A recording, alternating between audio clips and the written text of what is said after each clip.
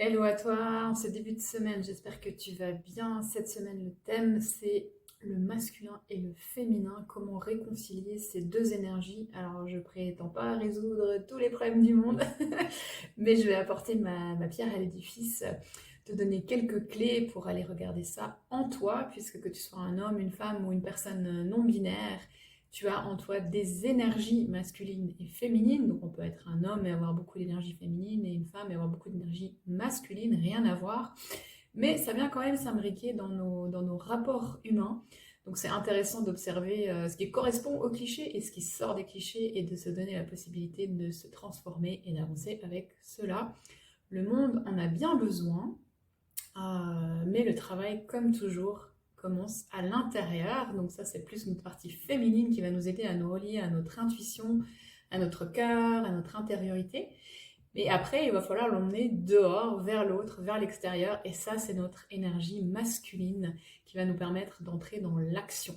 Alors, l'invitation, c'est d'aller regarder comment c'est équilibré chez toi ou comment c'est déséquilibré, sachant que en fonction de notre éducation, de notre société, de notre culture, de notre famille, de notre lignée familiale, de nos ancêtres et aussi de nos autres vies, car on a pu être un autre genre dans une autre vie aussi, on a des vécus, on a des blessures, on a des traumatismes et l'idée de cette vie-là, c'est d'aller regarder ça pour les réparer, entre guillemets, ou en tout cas les écouter et voir comment on peut les utiliser, les transformer. Donc, un masculin blessé, ça va être quelqu'un qui est dans l'abus de pouvoir, dans beaucoup de contrôle, qui est un peu agressif, un peu trop en fait dans cette affirmation.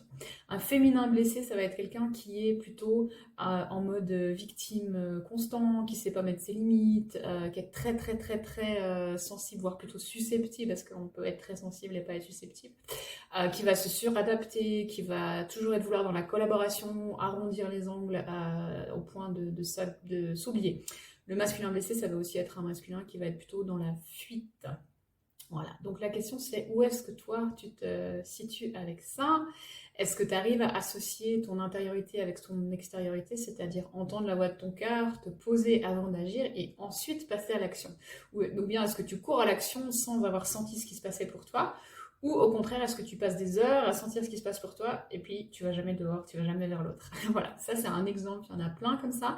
Nos qualités du masculin et du féminin sont complémentaires et on en a tous besoin pour avancer dans l'équilibre. Donc on a tous des parties en nous qui sont blessées en extrême où il n'y a pas assez d'énergie. Donc peut-être il y a trop de feu ou pas assez de feu par exemple. Voilà. Donc je t'invite à regarder ça, à essayer de voir ce que c'est pour toi les énergies masculines, ce que c'est pour toi les énergies féminines et où tu te situes avec ça, comment ça se réconcilie à l'intérieur de toi ou comment au contraire ça bataille, ça s'agresse, ça se fait du mal à l'intérieur de toi, hein, j'ai bien dit, pour pouvoir aller dehors en mode équilibré. Et bien sûr, après, il va y avoir face à l'autre aussi, comment on réagit. Et l'autre va être justement un miroir de ce qui se passe à l'intérieur de nous. Donc on peut avoir tout en théorie, mais si on ne sort pas dehors pour aller voir l'autre, pour faire des tentatives dans la pratique, il ne se passe rien. Donc en lien avec, si tu es une femme, en lien avec une autre femme, ou en lien avec un homme, il ne va pas y avoir les mêmes choses, ou en lien avec quelqu'un qui a une énergie masculine très développée, puis toi la tienne pas du tout, ou au contraire, les deux, vous avez tous les deux une énergie masculine développée. Ça va être intéressant d'observer tout ça. Tu peux aussi vraiment te poser des questions au niveau de ton éducation, de ta lignée, de tes parents, de tes grands-parents, les femmes, les hommes de ta famille, avaient-ils plutôt une énergie masculine ou plutôt une énergie féminine? Est-ce que dans ta lignée de femmes, il y avait des femmes très très fortes qui étaient beaucoup dans la masculinité ou au contraire, est-ce que tu étais très dans l'intériorité? Et vice-versa, on peut avoir un masculin, un homme qui était beaucoup dans la douceur, beaucoup dans l'intériorité ou au contraire dans l'agressivité, le contrôle, etc. Donc ça, c'est nos modèles et c'est aussi ce à quoi on va se construire, soit en agissant de la même manière, soit en ayant à contrario pour construire notre identité.